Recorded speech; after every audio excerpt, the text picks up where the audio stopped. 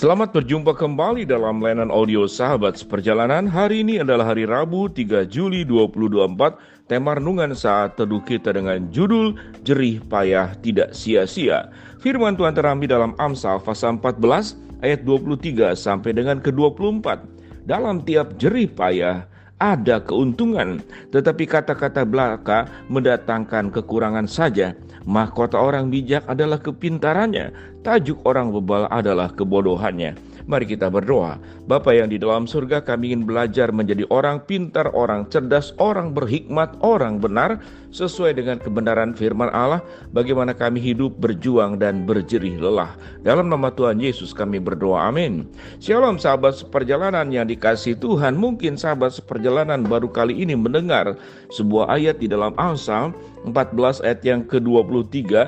Selain ayat-ayat yang sangat populer, yang sangat kita tahu, yang kemudian mungkin kita bisa menghafalnya di luar kepala, seperti Roma 8 ayat 28, bahwa di dalam segala sesuatu mendatangkan kebaikan bagi orang yang mengasihi Tuhan. Kita bisa menghafal Yohanes 3 ayat 16, mungkin juga Yohanes 1 ayat 12, dan ayat-ayat favorit lainnya. Namun dalam kitab Amsal banyak sekali kata-kata bijak yang sangat luar biasa.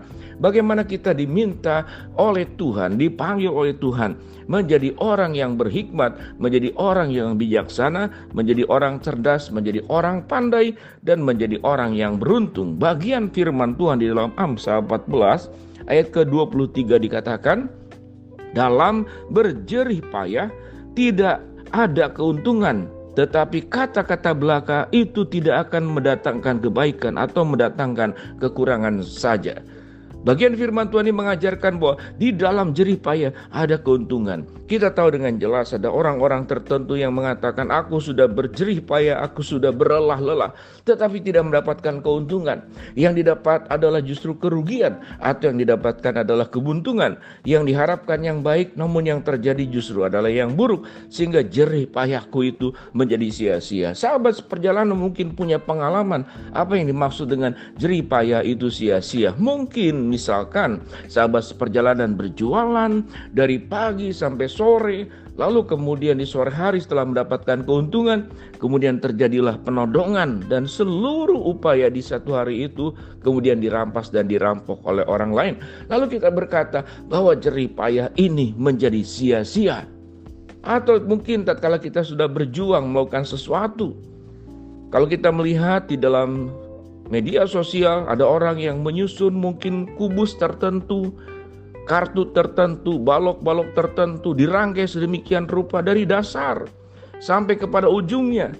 Tinggal 1-2 kotak saja disimpan, kemudian ada bagian yang tersentuh, tersenggol secara tidak disadari. Lalu rubuhlah semua yang disusun sudah berjam-jam. Lalu kita mengatakan bahwa jerih payah kita itu sia-sia, tidak ada gunanya. Sudah berjuang capek-capek, sudah berjuang lelah-lelah, itu kemudian bukanlah keuntungan, tetapi justru musibah yang terjadi. Mungkin juga sahabat seperjalanan dalam membangun rumah tangga. Kita sudah berjuang mungkin membesarkan anak, mencukupkan, berjuang mati-matian. Ternyata anak di masa remajanya, di masa dewasanya salah jalan. Lalu kemudian jatuh ke dalam pergaulan yang terlarang. Ada jemaat yang wanita, anak gadisnya kemudian hamil di luar nikah. Ada anak laki-laki yang jatuh ke dalam narkoba. Lalu apa yang kita katakan? Jerih payah kita apakah mendapatkan keuntungan? Kita akan berkata, jerih payahku sia-sia. Apa yang diperjuangkan tidak ada hasilnya, tetapi yang terjadi adalah musibah. Sahabat seperjalanan bisa melakukan berbagai macam alibi, alasan, dan pembelaan untuk sebuah kalimat yang kita akan ucapkan, jerih payahku tidak ada gunanya. Apa demikian?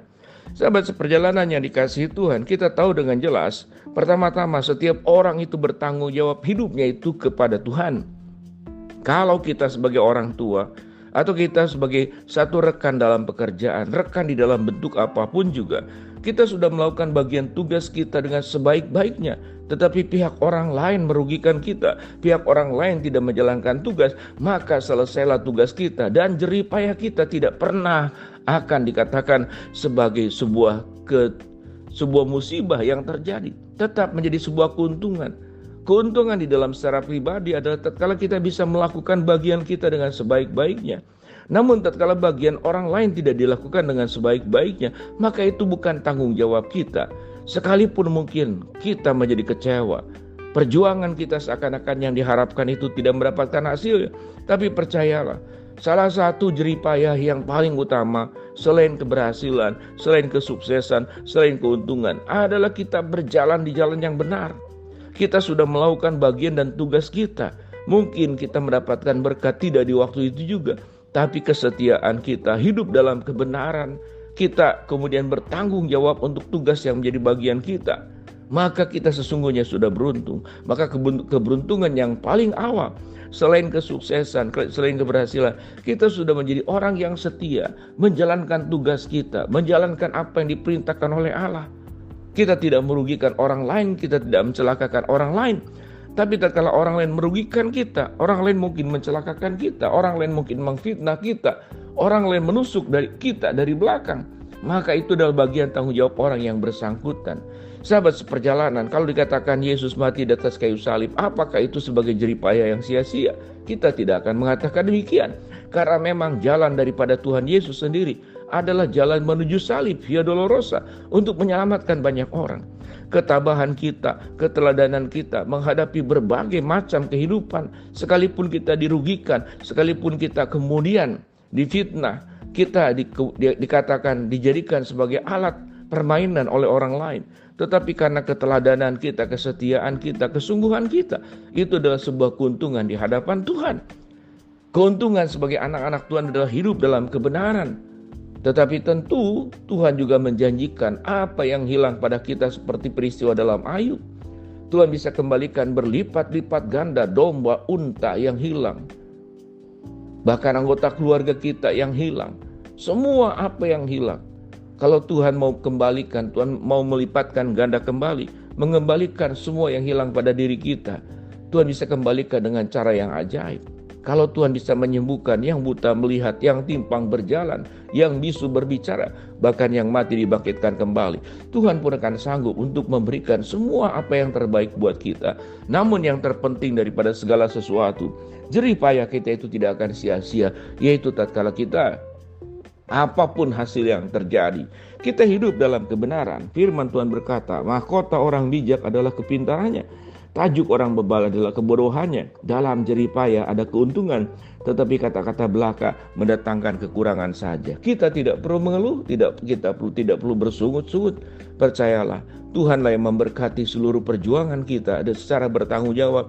Lakukanlah bagian kita, maka Tuhan akan memberkati kita. Jikalau kemudian keuntungan tidak didapatkan sesuai dengan harapan kita, kita sudah menjadi orang-orang yang beruntung, karena kita bukan seorang pecundang, kita bukan seorang pengkhianat, kita menjadi orang yang setia, benar, menjalankan tanggung jawab hidup kita, dan kita bertanggung jawab di hadapan Allah. Sahabat seperjalanan, bila kita hidup dalam kebenaran, apapun hasil yang ada, karena itu adalah buat kemuliaan Tuhan. Kalau Tuhan mau memberkati kita, Tuhan bisa membukakan pintu berkat tanpa bisa ada yang menghambat. Namun bersabarlah sampai kepada waktunya. Tuhan akan menyatakan pembelaannya, Tuhan akan menyatakan pertolongannya, Tuhan akan melimpahkan berkat atas hidupmu. Maka jadilah orang-orang yang beruntung. Jerih payahmu tidak sia-sia selama engkau hidup di dalam kebenaran. Mari kita berdoa. Bapa dalam surga, terima kasih buat firman Tuhan yang kami pelajari. Hamba mau berdoa buat sahabat seperjalanan yang sedang sakit, Tuhan jamah sembuhkan. Sahabat seperjalanan yang sedang menghadapi masalah, Tuhan bukakan jalan. Sahabat seperjalanan yang sedang berdoa mengharapkan sesuatu, Tuhan akan kabulkan dengan cara dan waktunya Tuhan. Dalam nama Tuhan Yesus kami berdoa, amin.